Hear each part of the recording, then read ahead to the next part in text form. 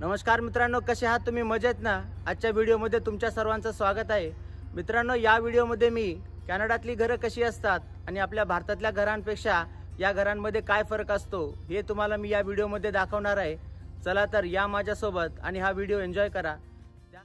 हा व्हिडिओ मी आपल्या सबस्क्रायबरच्या रिक्वेस्टवरनं बनवत आहे. या व्हिडिओमध्ये तुम्हाला कॅनडामधल्या घरांविषयी संपूर्ण माहिती मिळणार आहे. त्याचबरोबर आपलं घर आतमधनं कसं आहे ते पण तुम्हाला पाहता येईल. बऱ्याच काही आश्चर्यकारक गोष्टी या व्हिडिओमध्ये तुम्हाला शिकायला मिळणार आहेत, त्यामुळे तुम्ही हा व्हिडिओ संपूर्ण पहा. कॅनडामधली घरं खूप विचारपूर्वक आणि पूर्णपणे प्लॅनिंग करून बांधली जातात. सर्वात महत्त्वाचं म्हणजे घराच्या समोर कार पार्क करण्यासाठी अशी समोर जागा ठेवण्यात आलेली असते. घराचं बांधकाम हे रस्त्यापासनं जवळपास 30 ते 40 फूट पाठीमागे असतं. घराची सुंदरता वाढण्यासाठी समोर सोडलेल्या जागेमध्ये आपण इकडे वेगवेगळ्या प्रकारची फुलं लावू शकतो.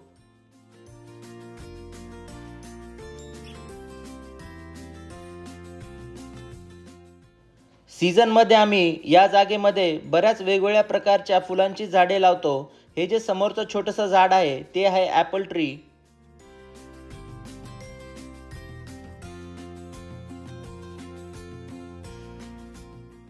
कॅनडामध्ये घरं ही पूर्णपणे गव्हर्नमेंट अप्रूव्हल आणि सिटीच्या प्लॅनिंगनुसारच बांधतात.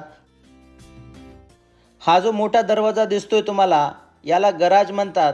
तर हे गराज डोअर आहे. या ठिकाणी आपण आपली कार आतमध्ये पार्क करू शकतो. खूप थंडीच्या दिवसांमध्ये किंवा आपण कुठे सुट्टीला गेलो तर आपली कार आपण या गराजमध्ये ठेवून जाऊ शकतो. हा मोठा दरवाजा ओपन करण्यासाठी इथे एका प्रकारे असा सिक्रेट कोड दिलेला असतो किंवा आपण याला रिमोटच्या साहाय्याने पण ओपन करू शकतो.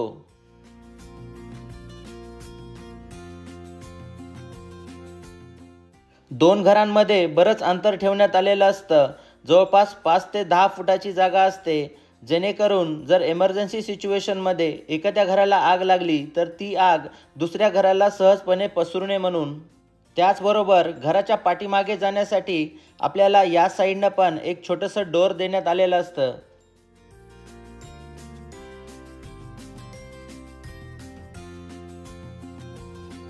चला तर मग या माझ्यासोबत आपण घराच्या आतमध्ये जाऊ आणि आतमधनं हे घर कसं आहे ते तुम्हाला पाहता येईल.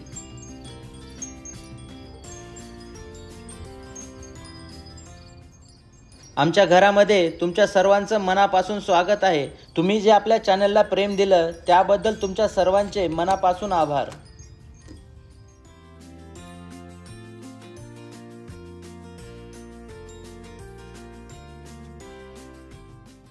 कॅनडामध्ये प्रत्येक घरामध्ये आपण एंट्री केल्याच्या नंतर साईडला या प्रकारे अशी ओपन जागा दिलेली असते, ज्या ठिकाणी आपण आपले जॅकेट असतील किंवा आपले शूज असतील ते ठेवण्यासाठी इथे जागा असते. आपण बाहेरून आल्याच्या नंतर अंगावरती जे एक्स्ट्रा कपडे आहेत ते या ठिकाणी आपण सहजपणे ठेवू शकतो.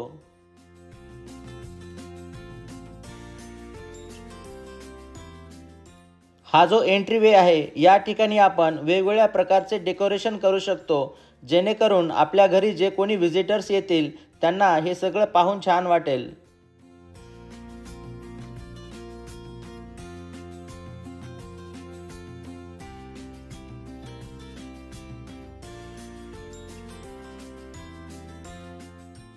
मित्रांनो, आपल्या आयुष्यामधला खूप मोठा वेळ आपण आपल्या घरामध्ये घालतो. आपलं घर आणि आपल्या घरातली माणसं चांगली असतील तर आपलं आयुष्य खूप सुखी होतं.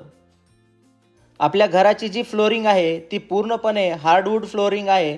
कुठल्याच प्रकारच्या टाईल्स या ठिकाणी वापरलेल्या नाहीत.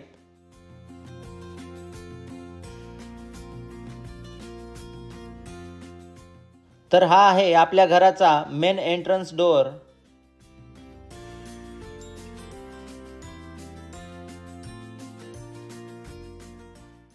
आतमध्ये आल्याच्या नंतर उजव्या साईडला हा जो दरवाजा दिसतो या ठिकाणावरनं आपल्याला गराजमध्ये जाता येतं.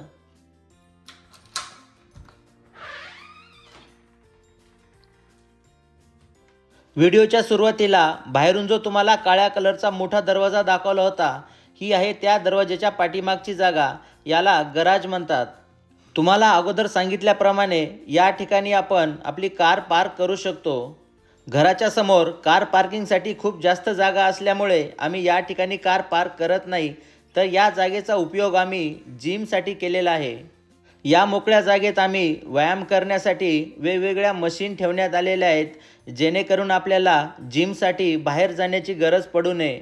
त्याचबरोबर आपल्या घरामध्ये जर काही एक्स्ट्रा सामान असेल ते ठेवण्यासाठी आपण या जागेचा उपयोग करू शकतो।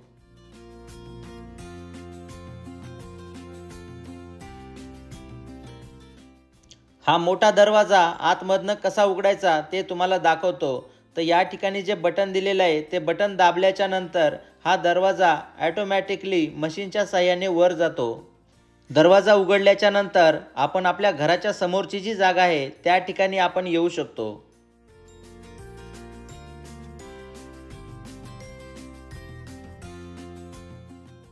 पुन्हा हे बटन दाबल्याच्या नंतर आपल्याला हा दरवाजा बंद करता येतो।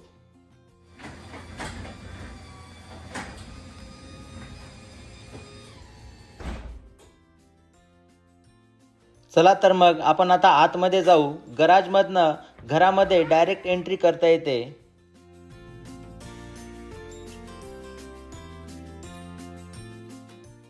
अगोदर तुम्हाला मी आपल्या घराचा तळमजला दाखवतो। तर कॅनडामध्ये प्रत्येक घराला तळमजला असतो, ज्याला इकडे बेसमेंट म्हणतात।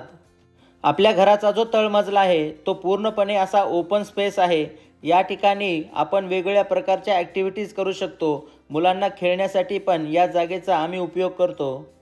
बऱ्याच घरांमध्ये या ठिकाणी रूम काढण्यात आलेले असतात किंवा 1 BHK या प्रकारचे अरेंजमेंट करण्यात आले असते, जेणेकरून आपल्याला ही जागा किरायाने देता येईल। बरेच लोक ही जागा रेंटला देऊन एक एक्स्ट्रा इन्कम करण्यासाठी याचा उपयोग करतात। ही जागा जमिनीपासनं जवळपास 7 ते 8 फूट खोल असते, त्यामुळे याला बेसमेंट म्हणतात। या ठिकाणावरनं आपण घराच्या समोरची जागा पाहू शकतो।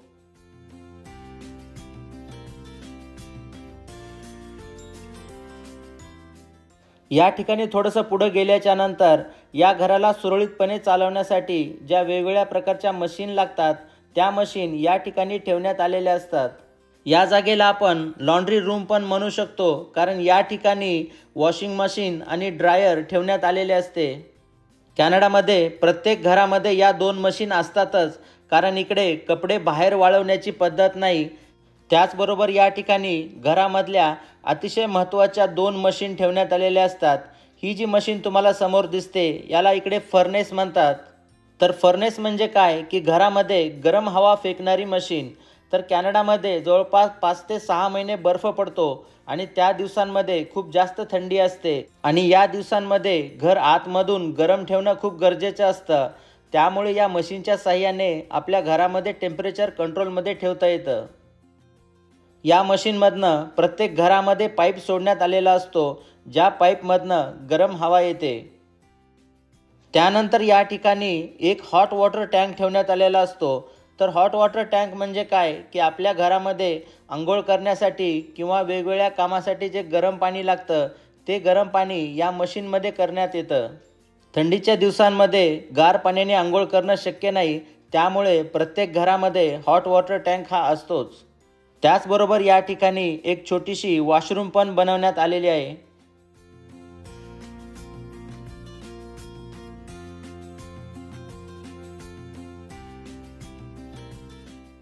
मित्रांनो, तुम्हाला आश्चर्य वाटेल, परंतु कॅनडामधली घरं ही पूर्णपणे लाकडाची बांधलेली असतात।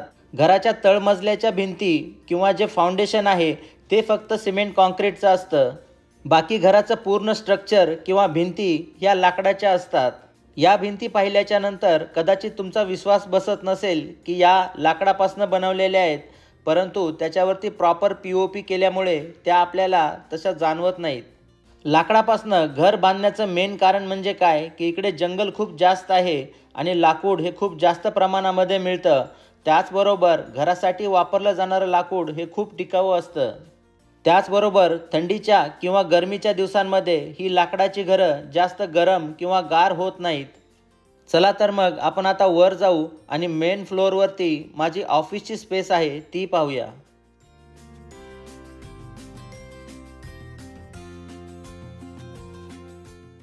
या रूमला आम्ही ऑफिस स्पेस बनवलेला आहे। या ठिकाणावरनं माझे जे ऑफिसची कामं आहेत ती चालतात. बरीच मोठी रूम आहे ही. या ठिकाणी आम्ही वेगवेगळ्या प्रकारच्या फोटोज लावलेले आहेत. या ठिकाणी महाराजांचा पण फोटो आहे.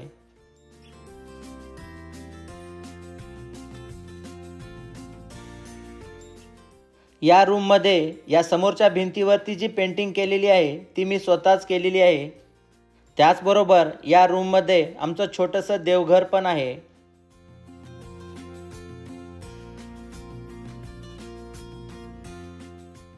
या रूममध्ये आम्ही काही इंडोर प्लांट्स पण ठेवलेले आहेत. त्यामध्ये मनी प्लांट किंवा झडझड प्लांट हे असे 2 प्रकारचे प्लांट्स आहेत.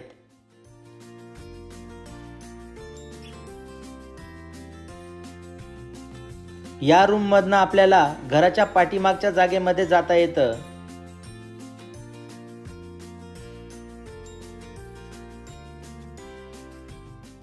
या जागेविषयी तुम्हाला व्हिडिओच्या एंडमध्ये माहिती देतो.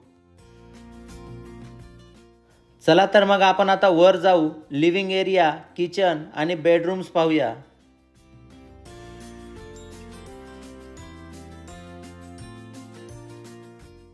चार 5 पायऱ्या वर चढल्याच्या नंतर आपण घराच्या लिव्हिंग एरियामध्ये आणि किचन एरियामध्ये येतो. ही आहे आमच्या घरातली सर्वात जास्त उपयोग केली जाणारी जागा. तर ही आहे लिव्हिंग एरिया. या ठिकाणी सोफा, टीव्ही आणि इतर काही वस्तू ठेवण्यात आलेल्या आहेत.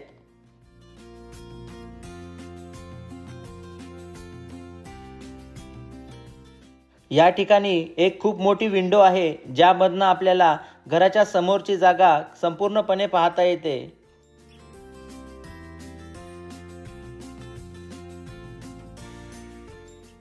त्याचबरोबर या ठिकाणी या घराची टेम्परेचर कंट्रोल सिस्टम बसवण्यात आलेली आहे. जी मशीन तुम्हाला मी खाली दाखवली बेसमेंटमध्ये, त्या मशीनचा कंट्रोल या ठिकाणी आहे. या सिस्टमचा उपयोग करून आपण घरामध्ये जे टेम्परेचर आहे ते आपण कमी जास्त करू शकतो. खालची जी मशीन आहे ती या ठिकाणावरनं कंट्रोल करता येते.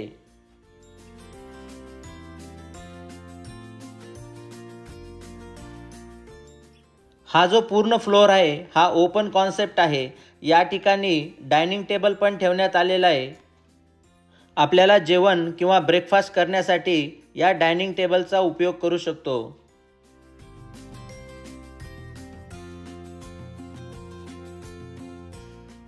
या ठिकाणी आमच्या घरातला सगळ्यात महत्त्वाचा एरिया आहे ते म्हणजे किचन.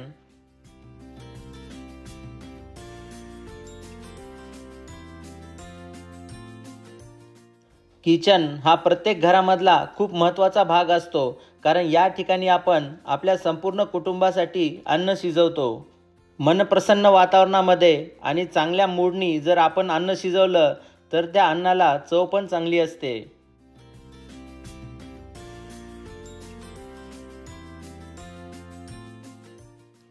किचन एरियामध्ये जी अरेंजमेंट करण्यात आलेली आहे ती अतिशय योग्यपणे आणि विचारपूर्वक केलेली आहे. या ठिकाणी आम्ही आमचं जे पिण्याचं पाणी आहे त्याची मशीन ठेवलेली आहे. त्याचबरोबर याच्या बाजूला हे जे कॅबिनेट दिलेले आहे या ठिकाणी आपण किचनमधल्या ज्या वेगवेगळ्या वस्तू आहेत त्या ठेवू शकतो.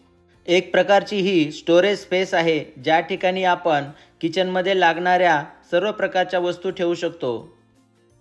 त्याचबरोबर आपल्या ज्या वेगवेगळ्या प्रकारच्या डाळी असतील किंवा इतर काही सामान असेल ते आपण प्रॉपरली या ठिकाणी ठेवू शकतो.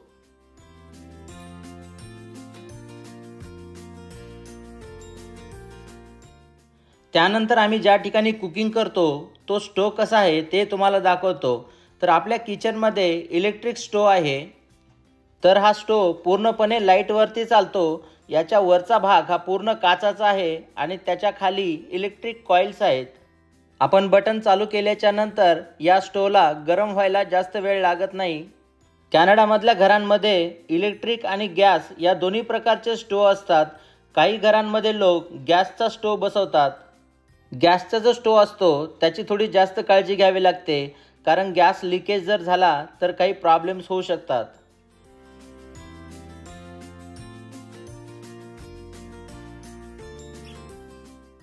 आपल्या किचनमध्ये सर्वत्र खूप जास्त प्रमाणामध्ये कॅबिनेट्स दिलेले आहेत. भिंतीवरती पण बरेच कॅबिनेट्स लावलेले आहेत. या कॅबिनेट्सचा उपयोग आपण एक्स्ट्रा स्पेस म्हणून करू शकतो किंवा काही वस्तू ठेवायच्या असतील किंवा काही सामान ठेवायचं असेल तर या ठिकाणी ठेवू शकतो। त्याचबरोबर इकडच्या प्रत्येक घरामध्ये किचन एरियामध्ये अशा प्रकारे डिशवॉशरची अरेंजमेंट करण्यात आलेली असते। बरेच लोक इकडं भांडे धुण्यासाठी या डिशवॉशरचा उपयोग करतात, परंतु याचं प्रॉपर मेंटेनन्स करणं गरजेचं असतं। त्याचबरोबर साफसफाईची पण खूप काळजी घ्यावी लागते। त्याचबरोबर या ठिकाणी आपल्याला किचनमधले काही भांडे असतील किंवा दुसऱ्या कुठल्या भाज्या काही धुवायच्या असतील तर त्यासाठी असं बेसिन देण्यात आलेलं आहे।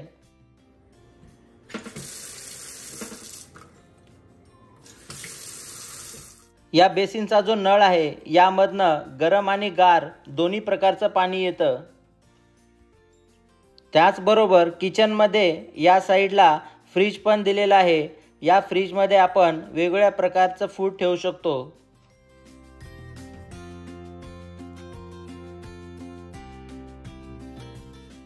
सामान ठेवण्यासाठी फ्रीजमध्ये वरच्या बाजूला भरपूर जागा दिलेली आहे। फ्रीजच्या खालच्या भागामध्ये फ्रीजर आहे।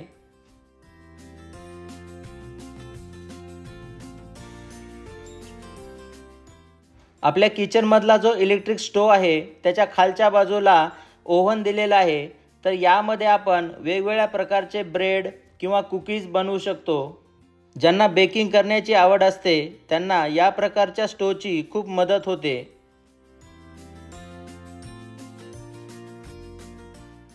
तर हे आहे आपल्या घरातलं अशा प्रकारचं किचन आणि इथली अरेंजमेंट। किचनमध्ये या ठिकाणी मायक्रोवेव्ह ओव्हन बसवण्यात आलेला आहे।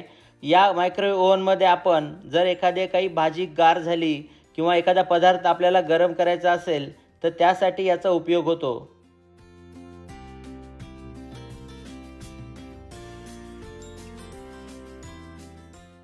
चला तर मग आपण आता वर जाऊ आणि बेडरूमची अरेंजमेंट कशी केलेली आहे ते तुम्हाला दाखवतो। वरच्या मजल्यावरती टोटल 3 बेडरूम्स आहेत। त्याचबरोबर या मजल्यावरती एक वॉशरूम पण आहे।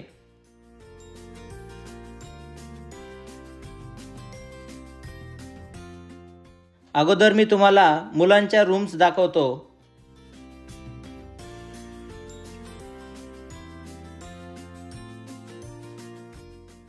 तर ही आहे धनुषची रूम। या रूममध्ये एक बेड आणि कम्प्युटर ठेवण्यात आलेला आहे।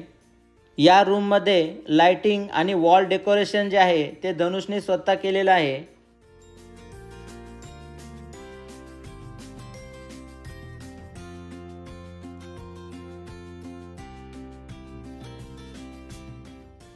या कम्प्युटरचा उपयोग धनुष स्कूलची स्टडी किंवा काही होमवर्क जर असेल त्यासाठी करतो।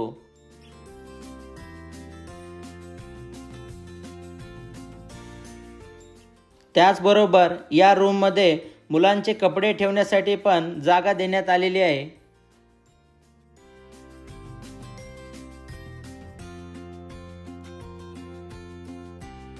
धनुषची रूम तुम्हाला कशी वाटली मला कॉमेंटमध्ये नक्की सांगा।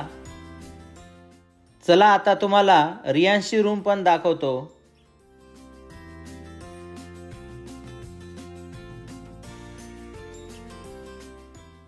तर या साईडला इकडे आहे रियांशची रूम। चला तर मग आतमध्ये जाऊया। रियांशच्या रूममध्ये पण एक बेड आणि कम्प्युटर ठेवण्यात आलेला आहे।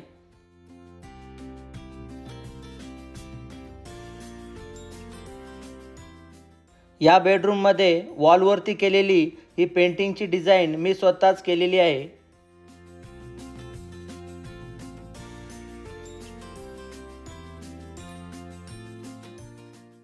चला तर मग मी तुम्हाला आता आमची मास्टर बेडरूम दाखवतो।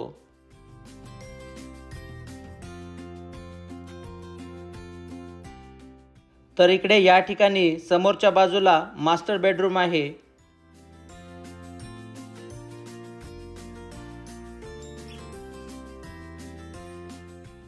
मास्टर बेडरूमची साईज ही जवळपास 12 बाय 20 फूट एवढी आहे।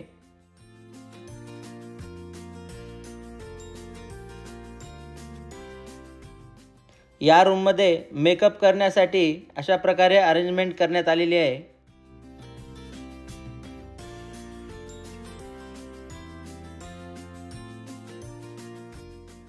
या फ्लोअरवरती एक फुल साईज वॉशरूम पण आहे।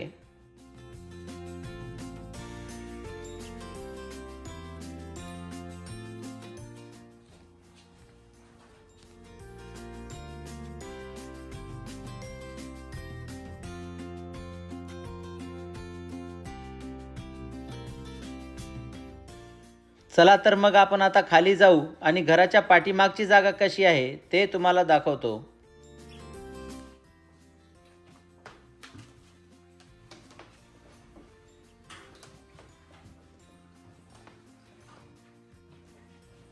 किचन एरियामधनं पण आपल्याला घराच्या पाठीमागे जाता येतं।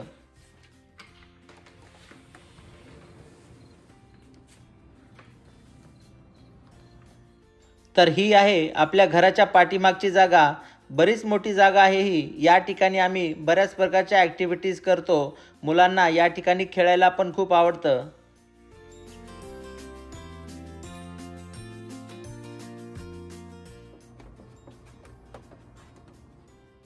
कॅनडामध्ये जवळपास प्रत्येक घराला अशा प्रकारे पाठीमागे जागा देण्यात आलेली असते। कॅनडामध्ये बऱ्याच वेगवेगळ्या प्रकारची घरं बांधली जातात। Condo, duplex, row house. आपलं घर कुठल्या प्रकारचं आहे त्यावरती अवलंबून असतं आपल्या घराच्या पाठीमागे किती जागा मिळेल ते।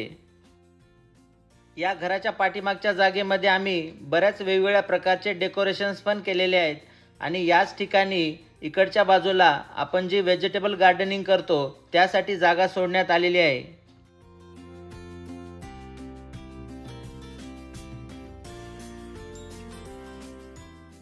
या जागेमध्ये बरेच लोक इकडे प्रायव्हेट स्विमिंग पूल पण बांधतात, परंतु आम्हाला मुलांना खेळण्यासाठी मोकळी जागा हवी होती म्हणून आम्ही ही संपूर्ण जागा अशी ओपन ठेवलेली आहे।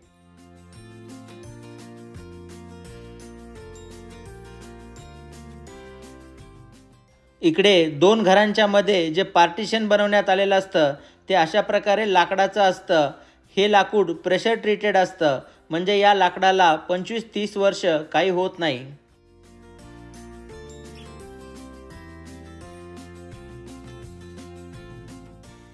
मित्रांनो, आणखीन एक खूप महत्त्वाची गोष्ट सांगतो तुम्हाला।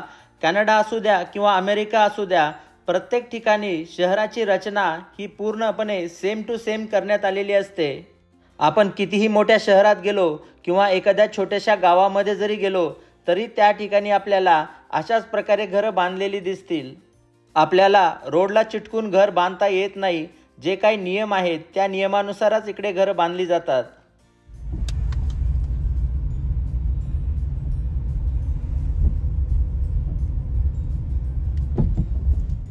त्याचबरोबर आणखीन एक खूप महत्त्वाची गोष्ट सांगतो। रोड हा फक्त कार चालवण्यासाठी असतो। नियमानुसार आपण रोडवरती चालू शकत नाही। रोडच्या उजव्या किंवा डाव्या बाजूला एक 4 फुटाची पट्टी देण्यात आलेली असते, त्याला इकडे साईडवॉक म्हणतात आणि त्या साईडवॉकवरतीच आपल्याला चालावं लागतं।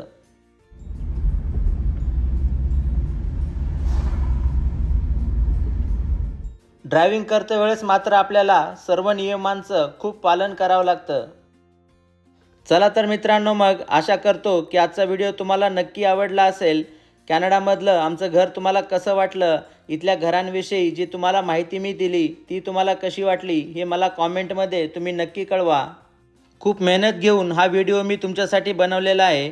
तुमच्यापर्यंत योग्य ती माहिती कशी जाईल, तुमचं नॉलेज कसं वाढेल याचा मी मनापासून प्रयत्न करत असतो। जर व्हिडिओ तुम्हाला आवडला असेल तर माझ्यासाठी एक काम करा, हा व्हिडिओ तुम्ही तुमच्या कमीत कमी 10 मित्रांना शेअर करा, जेणेकरून त्यांना पण ही महत्त्वपूर्ण माहिती मिळेल।